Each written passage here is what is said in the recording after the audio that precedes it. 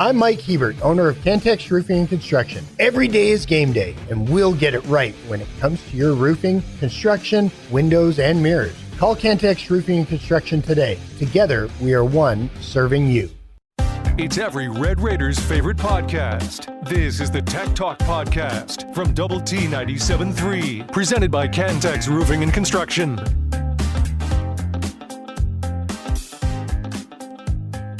It is Tech Talk live from the Overton here on Double T 97.3. Thanks for joining us and making us a part of your Friday afternoon. The Red Raiders are at home against Oklahoma State tomorrow. We will have a couple of tickets to give away. We'll give you a heads up closer to time. We will do that closer to the third hour as we go up to 6 o'clock today. Clint Scott, Dr. Mike Gustafson, Jimmy Cook, we're all here at the Overton. Kyler Brown back at home base taking care of us. We will have a play of the day from him at 4:15. Gus, there's all these job openings in college football, major ones all the way down to some still interesting ones from like a Colorado State kind of level.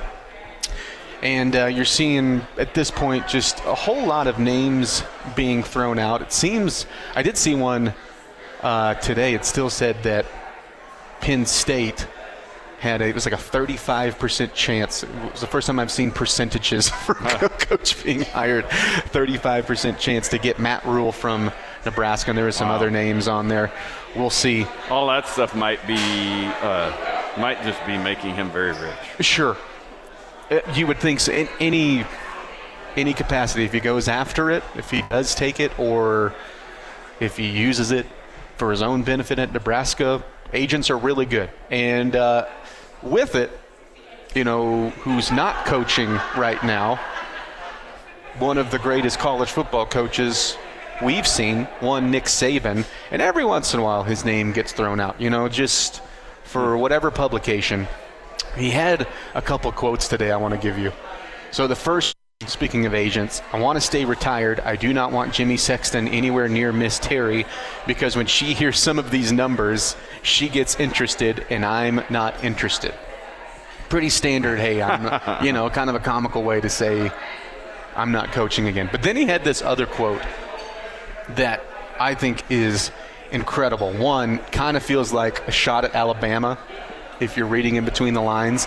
The other one, it's also like, okay, if you really want to go after him, I don't think he's kidding when he says all of this. He says, I'm not listening to for a job that if he were to take a college football job, here's like the marching orders for it. I'm not listening to the board of trustees. They're not telling me who to recruit. They're not telling me who to play. Understand that going in, and go tell them that before I go take the job, because I'm not listening to that blank. Oh, all right. Fair enough. So if anyone is looking for, Florida's looking to test the waters or something, just a heads up right there.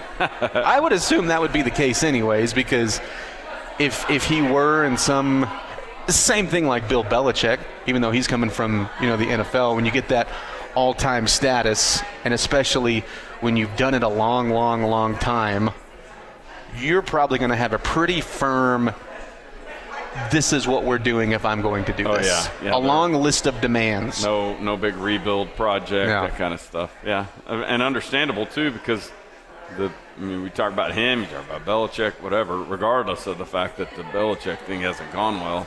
You're talking about guys in their 70s. They're probably not signing up for a 5-year rebuild at this point in time. Like, hang on while we get our new stadium built. Like, that's probably not the guy to call. Who's the most interesting, I'll say, how do I say this, somewhat outlandish but maybe believable kind of coaching option out there? Because John Gruden is mine. Yeah. Just because I think it would be so interesting, and I think he's got a ton left in the tank. I don't know what it looks like at the college level, but right. I would pay attention to that team for at least its first season. Yeah, that's intriguing, and like you said, I'd be really nervous about hiring him if I was at a place like a Florida or something that, that's kind of experimental. Sure. Like how's he going to take to the college thing? Hadn't been coaching in a long time, is probably as connected to the game as anyone who hasn't coached for a long time. Yeah. Because he's probably still nerding out watching offenses and, has now he's doing the barstool stuff. Yeah, and he's probably full of ideas and whatnot, but still, like, is that, here's the keys to the thing there. And then, just NIL portal. The other thing is, like, does everybody realize, and this is not a fan, so, like, do all of you applicants realize, like, hey, we're not in the NIL world of 2 years ago. Where it's just, I'm going to go rally up the donors and we're going to get more money and go get back in this thing. Like, hey, this is post-House versus NCAA settlement. By the time you settle into the job, but you start putting together your 2026 roster, somebody's going to, hey, here's $16 million. That's what you've got. Yeah. Well, Purdue has $17 million. Okay, well, that means their basketball team's going to have less money. Like, we're all dealing with the same size pie here as we move forward in the next year or so, right? Right. You need to make sure that the Gruden types and all those kind of folks understand all of that, because it's not just, hey, I went out and raised a bunch of money. Well, Coach, we can't. We're all agreeing to this $22 million or whatever the rev share pool is. And his, like let's say, maybe not so much at Penn State, but like if it was the Florida option, right? They got a pretty good basketball program over there that's really going to fight for whatever that they can get, and there's going to be some clashes there. And I would love to know what those conversations have been and what they are going on right now, because obviously there's a ton of success. They've poured a lot into their coach now with a huge contract, and I would assume like a Penn State would fight for their basketball program too, but they don't have as much to rest on, right? No. Not nearly enough to rest on for a fight. So I'm so interested with like schools like that, because also Florida's trying to keep up with the SEC that has a highly established football conference, right? And has money everywhere and big recruits and all this stuff. And it's like, that's such a delicate thing to handle. I have so many people, we have people texting to this show still that are like, so-and-so needs to get more NIL and get going, blah, blah, blah. It's like, it doesn't work that way anymore. Mm-hmm. There are still some residuals of, rosters that were created and paid for prior to the June signing of the House versus NCAA settlement. But that agreement was when we all agreed to the same size pot of money. Mm-hmm. But it's also why a lot of people went out, Texas Tech, chief among them, and signed contracts for a year or two with some of these players. Like Nigel Kennedy, her money was paid and she signed in full. A lot of that softball roster. Here in another year or two, that'll be Jerry Glasgow's ability to recruit and attract people, not spending more money. We know one of those schools looking for a new coach will be in the house tomorrow with the Oklahoma State Cowboys. You can hear it here on Double T 97.3. It is Tech Talk on Double T 97.3, live from the Overton. The podcast that finishes your workday in a very Red Raider way. This is the Tech Talk Podcast from Double T 97.3, presented by Cantex Roofing and Construction.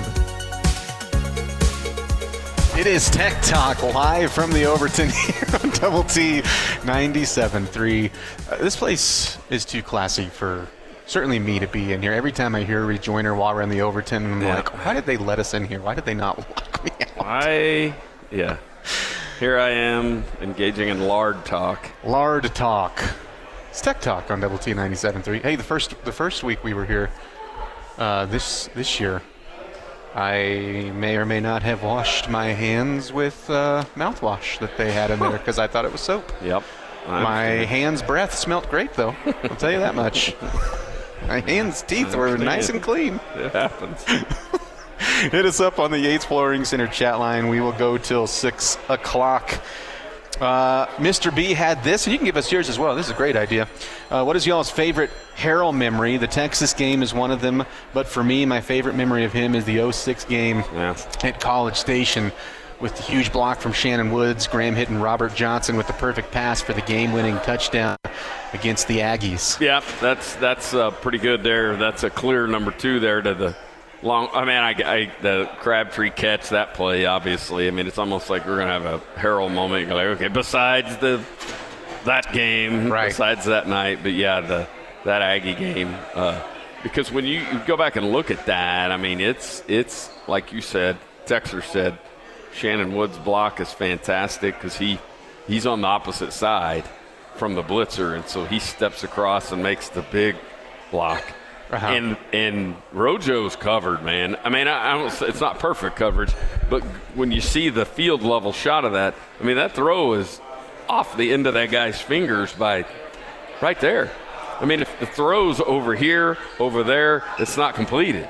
It's in the one spot it can be, and it just goes down as one of those fantastic, just perfect moments. And you talk about silencing a partisan crowd.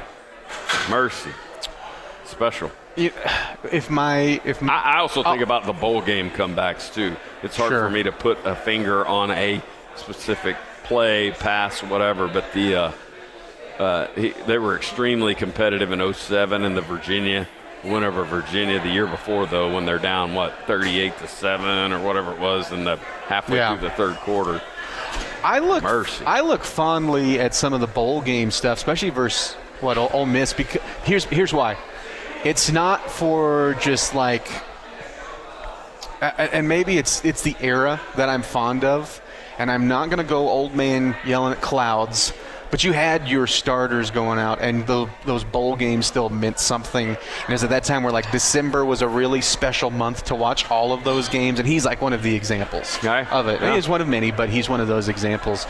You know, if memory serves correct, he's 2-1 in his career against the team that's here tomorrow, and one of those, his last year, was right after that Texas game where they just put a humping on Oklahoma State. Yeah, kind of 59-20, something like 56-20. There you go, something like that. I had to go look up this. I had to go make sure the score was right. It was a throttling, and sometimes I feel like we forget that because the next one's the Oklahoma one. We feel and there was an open week somewhere. Either the open week is before OSU or after OSU. But yes, it was right after OSU. Yeah. That's the downside of that is when I think about this weekend and Graham would have been on that team. I don't believe he played. He would have been his true freshman year in 2005 was truly one of the, I think Dickens and this may be a good off-season exercise. It's kind of something you don't want to have to talk about, but we rank like the most disappointing games in our lives. I don't remember how he and I did like a top 5 or something. You would have been producing back then, and I think this game was on it because that was a 1-9 Oklahoma State team hosting. We were ranked in the 20s, whatever, 21, 23, something. You get the picture. And we were bound for the Cotton Bowl. I mean, and I don't mean like in the, after umpteen more wins. Like, no, I think we went up there 9-1 versus 1-9, if I remember correctly, and laid an egg. And, and then like painful game. And so I'm sure that's the game that OSU fans are hoping to invoke. I would imagine that game had a hefty spread. Yeah, that's a good point. You know what? I bet you could. You could figure that out. You do radio. I'll try to pay attention to you and participate, but I'm going to look that up. You do radio. You do radio with like the championship level that you do. What happened to the soccer team? They just had a rough night. Yeah, they did. Just had a rough night. You certainly didn't need it for standings in a Big 12 race, but that's the easiest way to put it. Yep, no doubt. Yeah, and they were down early. 2-0 at the half. And they had a couple chances. Yep. But I think Colorado. One play in particular, like in around I want to say the 50th minute, if memory serves correct, and you're still down 2-0. Their goalkeeper made an incredible save, and that one goal wouldn't have won it, but sometimes you get that momentum goal. We've seen it go that way before. Get back in a little bit. Yeah, that Colorado. That's a good Colorado team. We knew that going into it. And they're right there at the top of the standings with us for a reason. They had a packed house. I did think about this, Clint. And of course, that was set up. Standings game, all that stuff. 2 ranked teams, whatever. Big crowd there. Like a big crowd last night for that. And I'm thinking, we need to get used to that across a lot of sports, that we're, teams are circling Texas Tech. Pick the sport. I mean, some more than others, but there was a perfect example of it. We're getting a lot of attention and a lot of buzz, and Colorado was ready to go and put it on us, and now we need to take care of these last 2 games. Most of them starts with the one on Sunday, and that's got to be, those have to be 2 wins. Bobby Hot Dog said it's Chamberlain, not Chamberland. You Pinecone. Did I say Chamberland? I didn't, but you might have. No, I'm saying did I? I don't think so. I'm the only one who gets called a better Pinecone. than that. We both know better than that. If I did, it was a slur, not even a slip of the tongue. Chamberlain. It's like the world's tallest theme park. You have to be 7 foot tall to get on everything. I have my sequence out of order. The Red Raiders went to OSU before coming back. They were set to sort of ice the Cotton Bowl thing in 2005. Lost that game at Stillwater, and then came here and won that very dramatic game against OU. Chamberlain. It is Tech Talk live from the Overton here on Double T 97.3. We'll get you a play of the day when we come back.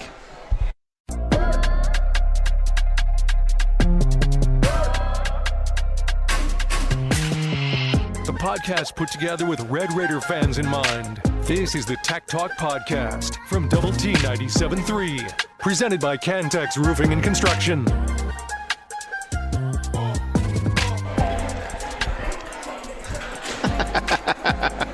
It is Tech Talk on Double T 97.3. Ooh, we actually got a crank that Crabtree from Jimmy Cook.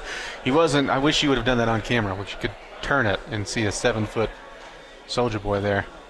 Kyler Brown back at home base pumping out the tunes. He'll have a play of the day here in just a moment. So well done. Clint Scott, Dr. Mike Gustafson. We are live from the Overton. It's Tech Talk here on Double T 97.3. Keep hitting us up on the Yates Flooring Center chat line. We will answer a question here real quick before we get to a play of the day from Squeaky Wheel. Is Texas Tech soccer out of title contention now with this loss? The answer is no, but they're going to need a little help. Yeah, they're going to need help now. Probably going to need two different helps. 2 helps. Yeah, because they're 2 standings points behind TCU and 1 standings point behind West Virginia. And, Tech can go win next 2 games, get 3 out of each of those, get to 26. TCU could win 1 and what? I guess they would have to 3-1. Let me carry the 1 there, but 3-1. If they win tie, we could catch them. TCU. They're playing on Sunday. They're doing that Arizona swing that we just did. And then they come home to play a weaker kind of middle part of the conference opponent. Same thing, we talked about this earlier, West Virginia this year, just the randomness of the soccer schedules because everybody doesn't play everybody. West Virginia will not play the current number 1 team in the standings. TCU is number 2. They won't play number 3, Texas Tech, number 4, Colorado, or number 5, Baylor. The highest ranked team, I say ranked, but the highest ranked team in the Big 12 standings is Kansas. I mean, they truly have caught a break this year with the schedule. I mean, they have had a soft conference schedule. And, again, that's just pure randomness. But, they are 1 standings point ahead of us. So we need help in a couple of different ways, we being the Red Raiders. Yeah, we could probably use some help, too, ourselves. Yeah, no doubt. It's probably been said about us before. Kyler, time for your play of the day. So Harrell in the shotgun from the 28 to throw. Goes to the right side for Crabtree. It's caught. He breaks. Oh, he's the worst. Touchdown, Red Raiders. Unbelievable. Touchdown, Red Raiders. Touchdown, Red Raiders. Michael Crabtree has done it. Michael Crabtree makes the catch at the 5, breaks the tackle and scores. There's still 1 second on the clock, but Texas Tech, unbelievable, Michael Crabtree. Oh my gosh, can you believe that? We've been saying all second half, Crabtree's been quiet. Oh, they've thrown a flag. 28-yard touchdown. There's going to be a lot of flags Well, they're thrown before dropping this is the all done. goalposts to make sure they aren't pulled down by the students. Wow. I've said it before, and I'll say it again. Anytime I get a chance to use that highlight, I will use it. Graham Harrell is going to be inducted into the Texas Tech Ring of Honor, and he is in the record books everywhere NCAA-wise. He has the most games, 400 or more passing yards in a season with 11. He has the most completions in a season with 512. Also the most games in a career with 400 or more passing yards. He is tied with Colt Brennan. So happy for Graham Harrell and can't wait for Saturday. Go Red Raiders. Thank you, Kyler. Yeah, good stuff. Yeah, I mean, if there's ever a time to play it, it's for tomorrow, right? Oh, yeah. This from Nick. Where is that song? How can I get it? What is its name? It would be Kyler. Crank That Crabtree. Just go to YouTube, type in Crank That Crabtree. Crank That Crabtree. You know, there's kind of the stigma when you have a legend in the house that, hey, things haven't always gone well, right? I mean, it's kind of that, we're almost to Halloween, that spooky nature around that. I don't think you're going to have to worry about that tomorrow. Yes. Okay. Because you're going to beat Oklahoma State by a lot. I like it. You're going to beat Oklahoma State by a lot. What do you, I mean, other than just a blowout, what do you want to see out of tomorrow? I'd love to see the passing game get going for, and really less about Will Hammond, although that's part of it, certainly. Sure. Just to gain some confidence after really struggling to throw the ball in his 2 quarters for the better part of that second half against Kansas, but still getting it done, obviously. I think what was it, 7 for 16 for 40 yards or something. It was a struggle. It was forgettable. Yeah. And in that department. And then for 3 quarters last week. Now, the good part is in the fourth quarter last week he was outstanding. Yeah. And so, but it would also be great to see that receiver room get unlocked. Yeah, I think just getting guys involved that maybe have been a little bit quiet. Yep. It would be good to see, and I mean, it's really a bounce back game opportunity for the entire offense. I said this yesterday, that you had the opportunity for Will Hammond, not only just to get another crack at it as the starter, but to have the full, hey, we're going through the week of preparation. There was a slim chance that Morton was going to be 100%, and I thought that was the only way you were going to see Morton, is if he was truly 100%. And so with that, the coaches were going to be like, hey, this is your show until otherwise. But sure. Again, I would have said it was, I don't know, 98% chance he was going to be the starter again this week. And so you get all of that work again, and you get that mindset. And so with that bounce back, I'm with you. Hopefully a crisp, clean afternoon for him. I want to see this offense be incredibly explosive with the Oklahoma State team that's coming in. I want you to make it look easy. I want it to look easy. I'd love to see some Will Griffiths. I'd love delivered here. All right. I'd love to see some Will Griffiths. I'd love to see some dudes get on the field that, maybe haven't been a part of it as much since the first 3 games of the season, and just get going. Get Griffiths a quarter and a half or whatever. Maybe get Phillips a few snaps that we thought he'd get in one of the rain delay or the lightning delay games. That kind of stuff. I'd love to get some of our dudes just out of harm's way. I don't want some wonky injury when we're up 45 points, but the key is getting up 45 points, right? Yeah, it would be – sorry, we got some barbacoa tacos here dropped off that we're going to dive into in the break. Thank you. Texas Tech in 2005, Clint, 24-point favorites. How about that? Yeah. And that was a loss, by the way, for the Red Raiders. So. But just to go back to your point, I want to see – specifically Caleb Douglas and Reggie Virgil. Yeah, get some good looks. Yep. Obviously, some of the deep shots we've talked about a lot this year. Your running backs being established is a big one, but another one is just your offensive line had looked better and better every week. Last week was I don't think like, oh well, they took a step back or anything like that. I'm not suddenly doubting that they can't keep growing as a unit, but it was, they didn't control the line of scrimmage at all against Arizona State, and that was part of the reason why, part of the reason that you didn't have a lot of offensive success until late.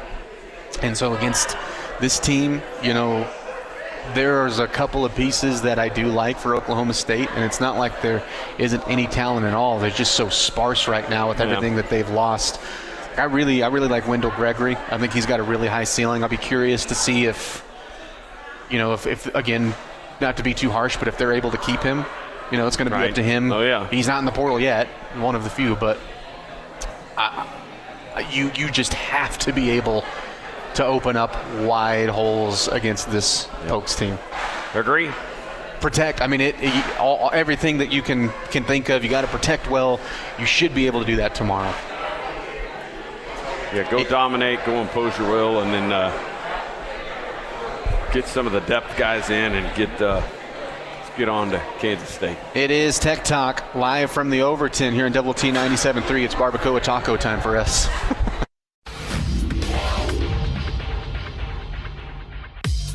It's every Red Raiders' favorite podcast. This is the Tech Talk Podcast from Double T 97.3. Presented by Cantex Roofing and Construction.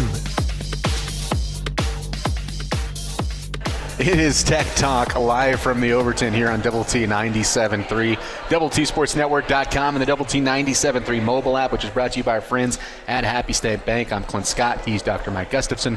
Jimmy Cook to our left, taking care of us here. Kyler Brown back at home base, taking care of us from the First United Bank studio. Keep hitting us up on the Yates Flooring Center chat line. Thoughts, comments, questions, score predictions, anything like that. This on the chat line. By the way, a happy 14th birthday to Paige Crowder. Happy birthday, Paige. Yes. Nice. Go over what's the list of birthdays that she shared with? Oh, man. Hey, I did Sorry, just see I caught you off guard. Clint. See if you could remember it. On this I day, caught you off guard. So you're a big Chiefs fan. You'll appreciate this. Uh-huh. On this day, just saw this. On this day, 19 years ago, Taylor Swift released her debut studio album. Oh, my. Chiefs fans, behold. Hey, you know what? Was the other question? Oh, the birthday. Yeah, hang on, what we get? I got you. What we get on Sunday, by the way, with the Chiefs. We get Pat versus Cliff. Take two. Is that not a Monday? Oh, night? sorry. Yeah, okay. I said Sunday. Yeah, I got you. This weekend. Just say this weekend. Yeah, my bad. Hey, I should know that, but it's the second time that they've met in the NFL. The other time would have been 2022. Okay. That's right. When the Chiefs kind of waxed the. That's going to be the Cardinals backup quarterback Commanders. Yeah. Yeah, our sweet. I told you the last time I saw Marcus Mariota, though, in Arrowhead, it was a nightmare. Our sweet, was her name Paige? Yes, Paige Crowder. Sweet Paige Crowder. Happy birthday. I don't know how many of these birthdays will excite her, though. Like the late great Big Bopper. Paige, the Big Bopper was a musical artist. He was a musician who was in the plane with Buddy Holly when they died in the plane crash, and so. I like this got turned into a history lesson. Ask your great-grandpa about That's exactly what she wants on her 14th birthday. Bob Crane, you know about Batman Page. Bob Crane was the man who invented Batman as a cartoon. As probably not excited about Y.E. Tittle. Page, ask your grandpa about Y.E. Tittle. Ask your dad maybe about Jay Novacek, maybe grandpa. Ask your older brother about Eric Hosmer. And you know what? That's the one you should be the most excited about. Here's the one you can hang your hat on. Amon-Ra St. Brown. Maybe Paige is a Lions fan, and maybe she can celebrate the fact that one of the best receivers in the game. She's like a Bears fan. She's furious right now. Hate you. Of all the people. Man. Happy birthday. Paige, if I'd have known I was gearing my birthday list for a 14-year-old, I would have. I try to. Well, you work with me every day. So. I know. I try to cover a breadth of birthdays just so there's something for everybody, all generations, entertainment, sports, whatever. I don't know that it gets all the way down to 14-year-old. because I probably wouldn't know the name of like the latest TikTok influencer in a way that I couldn't serve that one up on a platter for you. Regardless, happy birthday. We got this. Speaking of back in time, Kobe had this. Somebody did the math on how many times that song would need to be played to actually have him apologize 1 trillion times, Miss Jackson. And all radio stations in the world would have needed to play it over 70% of the airtime since it's been released. That's crazy. And say that again. What's that in context? You're trying to get Andre 3000 to actually apologize 1 trillion times. How many times that song would need to play? Yeah, that's a lot. Yeah. You got it. John Harris is gold, 100%. Get Hudson out there. Weren't he and Hammond the new dynamic duo? Enough with the punishment or whatever it is. It's not a punishment. There's no punishment. There's no punishment. Your front line guys are just better. Your core 3 receivers are a core 3 receivers almost anybody in the country would love to have. And if you throw in Terrence Carter, which you absolutely should at tight end, there's a lot of mouths to feed, and Hudson still, I think they're telling you, he's got some things he needs to grow in as a receiver, and it's not like we're not seeing him at all. You're seeing him get chances as a returner. He is the kick returner. Yeah. Yes. I think if he gets some targets and you get him in, yeah, that's a really, really good thing, and I hope you get that opportunity, but it's not a punishment why he hasn't been out there. I don't get that. Yeah. What is that? Is it some fiction or what? We're just making up stuff on the punishment? I'm not sure. Yeah, are you just saying, man, these coaches don't know what they're doing? They've got a guy over there, nobody cares that he was a 5-star. Once they get here and get going, especially in year 2, now, does that mean they're not excited about his future? Yes. Does it mean he's an instant star? Doesn't appear so.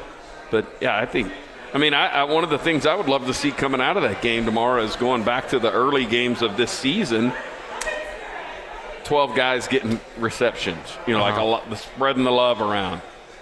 2, maybe 3 quarterbacks tomorrow, not named Baron Morton.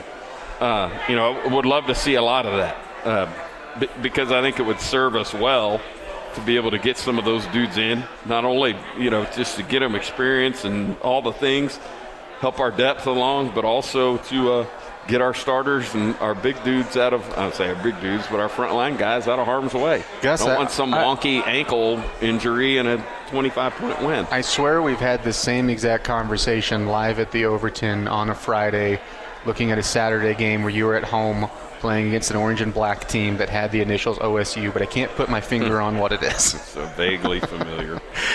I remember how our wide receiver group was deep, but it seems like lately it's just our top 3 wide receiver and Carter getting targets. I think you got to throw in the running backs in there too. So you're still getting 6 guys with a heavy dose of targets. But I get where the question is coming from. But your frontline guys have been so good.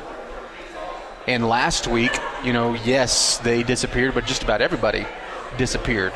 I don't think it's a lack of depth or anything like that. I just think that your frontline guys are so good, there hasn't been a reason to take them out in important games. Now, part of it too, Roy Alexander being dinged up, I think he was a name I thought we would see more, right. But and then if you go back to the Micah Hudson, maybe he hasn't progressed as much as maybe we had built up, because they didn't really build him up in the offseason. Yeah, clearly this offensive coaching staff doesn't rotate receivers in and lines in the way that Leach used to, but Leach threw it every play too, so you had to have rotations going on there. It is Tech Talk on Double T 97.3, live from the Overton. Back with more next. The podcast put together with Red Raider fans in mind. This is the Tech Talk Podcast from Double T 97.3, presented by Cantex Roofing and Construction. All right, calm down, Kyler. It's Tech Talk on Double T 97.3, DoubleTSportsNetwork.com, and the Double T 97.3 mobile app, which is brought to you by our friends at Happy State Bank. One more hour with us, which means one more hour to maybe give us some score predictions for tomorrow, anything like that, thoughts on the game. Clint, Gus, Jimmy, Kyler, we are going to 6 o'clock Gus, let's run through the Big 12 weekend real quick, and I want you to tell me what stands out to you. I'm going to give you some lines, too, but you don't necessarily need to lean into those if you don't want to. Let's start with, let's go from earliest to latest. So you have the Sunflower Showdown. Kansas is a 3.5-point favorite at home against Kansas State, trying to end a dreadful losing streak to the Kansas State Wildcats. Are you asking me who I'm rooting for? No, just what stands out. Oh, okay. And so you have that game. That's at 11. I believe that is the TNT game. Just what stands out to me is my thoughts about that. Like, hey, Kansas, beat those dudes up because we play them next week, right? I mean, I'm not saying like be dirty and cheap shot artists or whatever, but like, don't plant a knife on the sideline or something.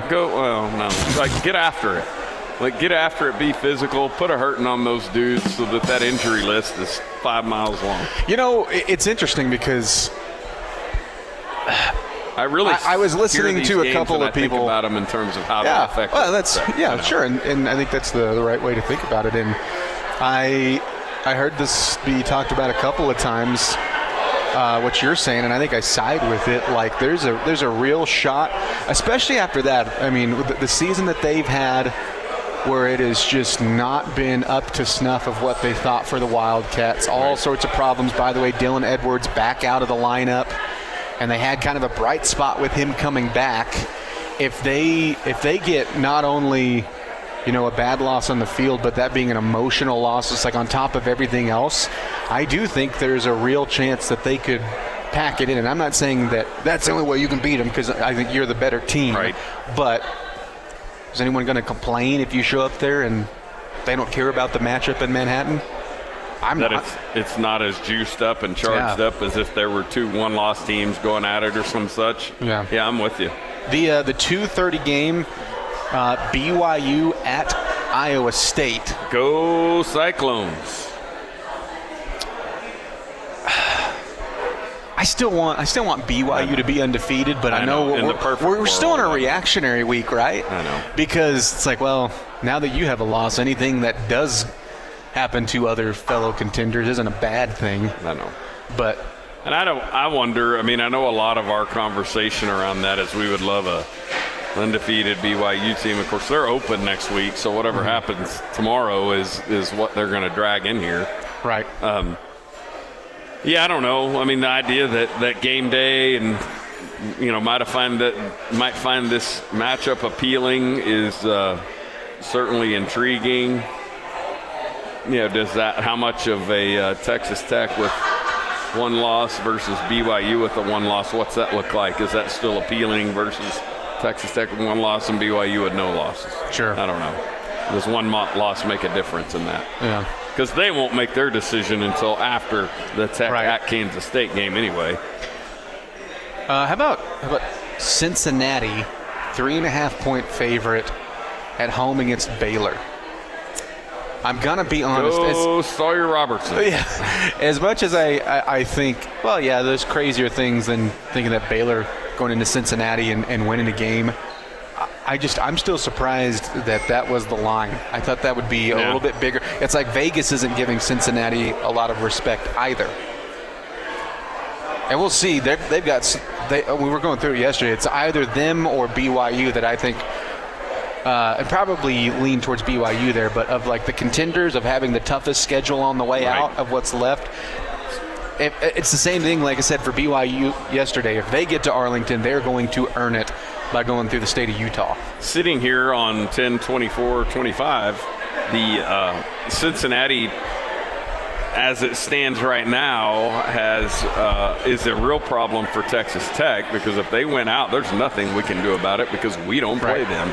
And so if they control their own destiny for all of this. Now, it's a little early for control their own destiny talk, just knowing that everybody has, 5 games left-ish. Yeah. And Cincinnati, like you said, there's some beef to that remaining part of the schedule. But, yeah, if they went out, they can take one of those 2. They can take away any sort of a mulligan for Texas Tech going forward. If them and ASU were to win out, it would. Although they can't both win out because they play each other, right? Cincinnati and ASU, is that right? I don't think they have each other on the schedule. Cincinnati has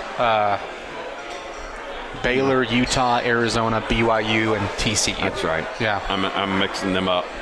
Yeah, they're so you're not going to get a little cross help there. Those are the two teams that if they won out, would keep Texas Tech from Arlington, even if we went out. 5 o'clock, the second biggest line, 17.5 points in favor of a road team. That's TCU over West Virginia, which we've all focused on Oklahoma State so much because they've been to me, the bigger story just with, Gundy and everything like that. But West Virginia, year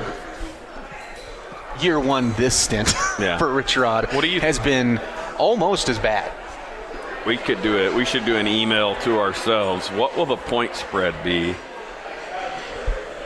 What will be the opening point spread for Texas Tech and West Virginia? Yeah. Ooh. In the 30s? I mean, a big part of that is... It's in Morgantown. Yeah. A big part of that is predicting. Didn't you say it's TCU at Morgantown? TCU's at West Virginia. And they're a what, at 20? 17.5 point 17? favorite. Okay, so I'm going to say we'd be at 27. That would be my...